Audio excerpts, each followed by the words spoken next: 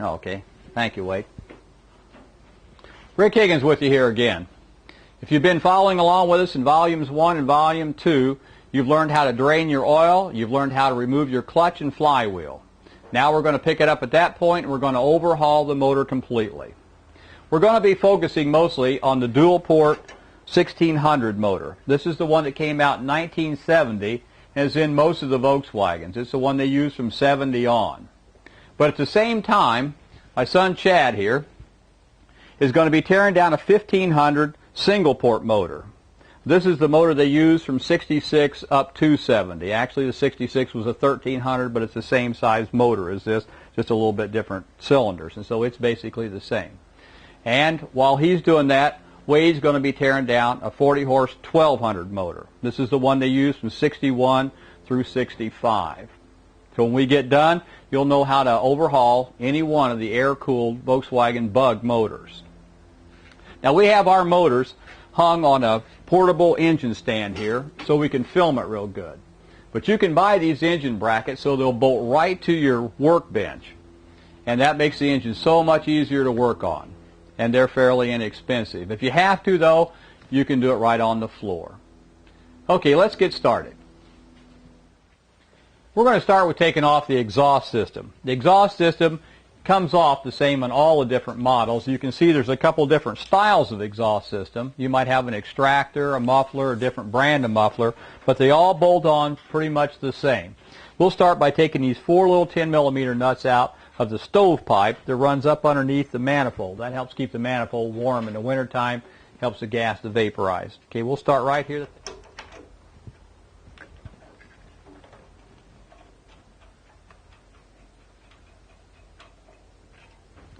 Now once you have that out of there, then you can just unscrew the thermostat from this rod, this thin rod that's coming down through the head that's actually attached to the shrouding up above. Just unthread it off. See, we've got another screw down here.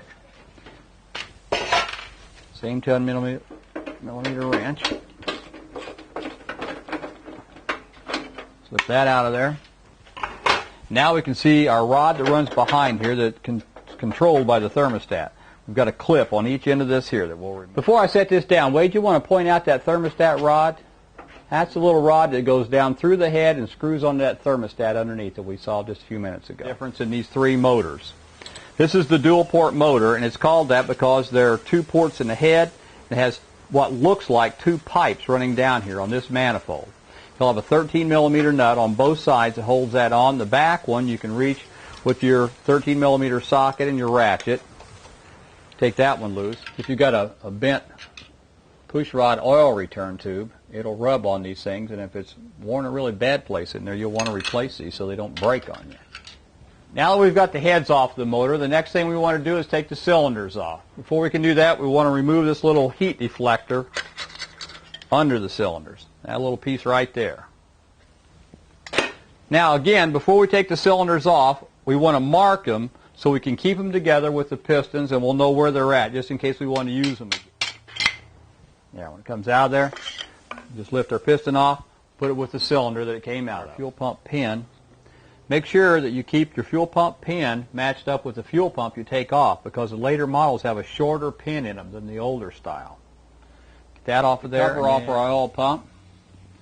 Now's a good time to take a look at the back of it. Make sure it doesn't have a bunch of bad scratches in it where it's got metal in it or anything. Set that aside.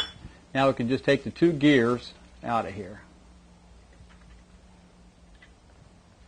We'll put these all in our bucket with all of our extra parts. Thing looks pretty good. Now we'll leave the pump body in here for now, and we'll move on to our oil cooler. Pump body's the last thing we take out. Taking this thing apart, we just take our rag, grab a hold of a couple of these studs, take our rubber mallet, we just pop her open. See if he's coming apart. Now if you actually had to do any prying, you'd want to do it right in the very outside corner, maybe back here on the flange. Don't do it any place with a block sealing. You could run into a bad oil leak. There she comes. And around here behind the motor, and we'll just take a good look at it here now. Now we got it apart. Let's look what we got inside here. Okay, to start out with, this is our crankshaft right here.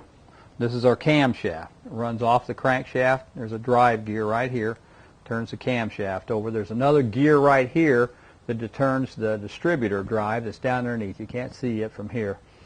The crankshaft is supported by 4 bearings right here. It's just setting in the block.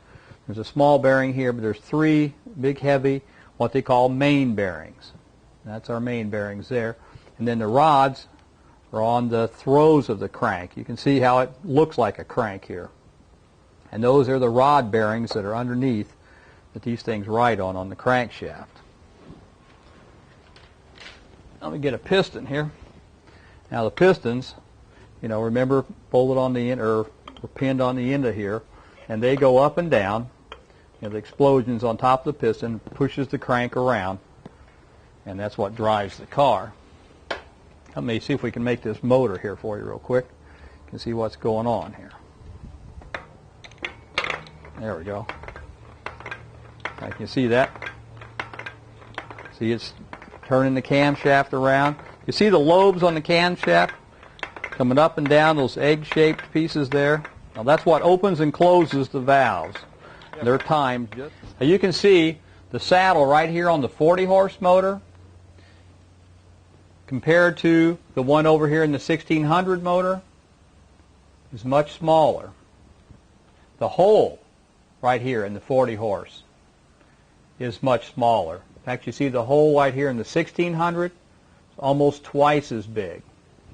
The 1500 over here, the saddle is a little bigger than the 40-horse. The hole looks about the same. Actually, the hole on the other side, the pickup hole, is a little bit bigger. Now let's go take a look at the pumps themselves. Now with all 3 pumps lined up here, we can see how different they are. This is our 40-horse pump, the one out of Wade's motor here. See how short the gear is in here compared to these other 2. So we can look at that bearing and get an idea of what kind of condition the bearings are, the main bearings are in our motor. Now I've got a brand new main bearing. We hold that up next to this one. We can see that the brand new bearing is nice and gray on the inside. They'll show some wear, but the biggest wear is going to be on the lobes, right on the end of the lobes. And you can see on this one here where there's gray starting to show through. That's evidence of a lot of wear. When that gray starts to show through, you're through the hard material into the softer. And you'll notice it has edges on it, especially compared to the other bearings. And these edges are on here for a purpose. Really, these are what absorb the thrust on the crank. Now, I'll show you what that means. We'll look at crank in a block here. Now, Chad's got a head start on us here. He's already got the rods on his crank. He got the crank down in the block, but it'll give us an opportunity to be able to see how that crank floats back and forth in there. Show him how it does that, Chad. See that space right in there? And the edge of this bearing is what absorbs that shock, although the crank doesn't really move that much because the end play is adjusted out here on the end. So it just barely moves, and we're going to show you how to set that. In fact, I'll show you. Okay, we got that in there. Now, just get a hold of our crank by 1 and 2, and just set it right down in the block here. And now we need to line up our dowel pins.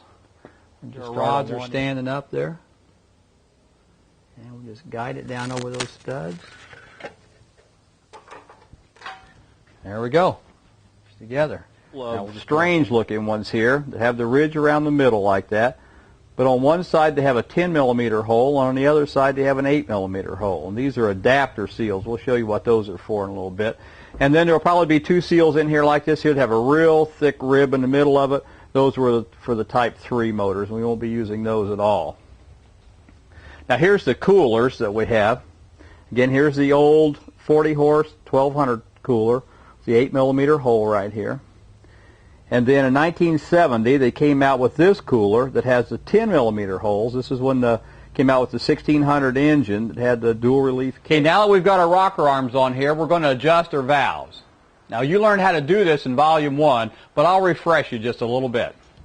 Now remember, we want to get our engine up on number 1 cylinder, and to do that we bring the notch on the pulley up to the top and we rock it as we look at our rockers here to make sure that they're not moving. If they're moving, we're on 3.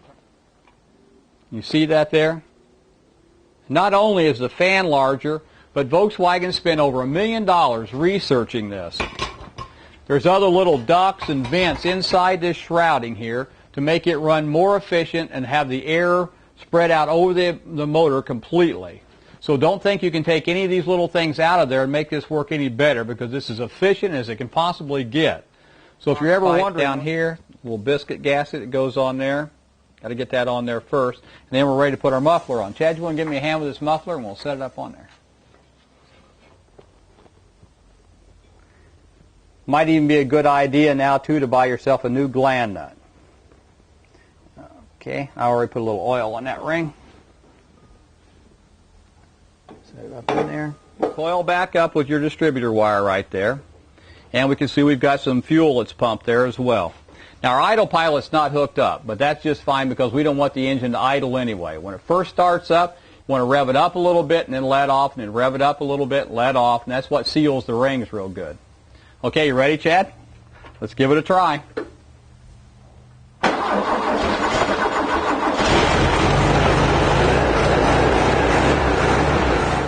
What we've learned here is not only going to save you several $100s, but what it does for your self-confidence, you couldn't even put a price on. Well, we've been showing you how to make your car go. Now we're going to show you how to make it stop in Volume 4 when we do a video on brakes. See you then.